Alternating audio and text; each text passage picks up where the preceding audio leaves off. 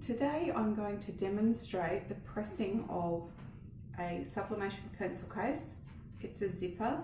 I've made a jig to go inside the lid due to the gusset that it has around the outside of the zipper. All I've done there is formed a cutout of 6 pieces of cardboard.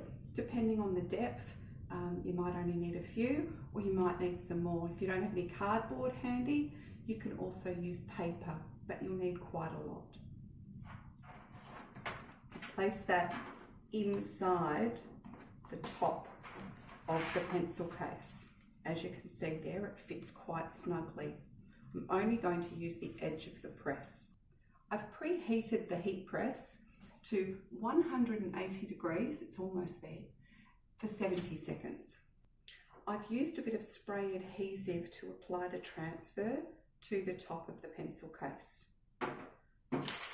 You know I like using my baking paper, so we're going to wrap a little bit of that over it.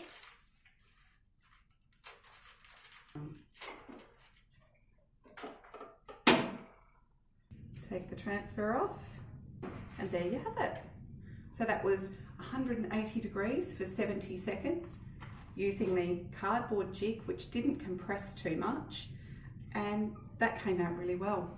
Great for makeup cases with a transfer like Hello Gorgeous, or you can use them for medications, pencil cases, anything you like really. Great for an EpiPen for a kid at school as well.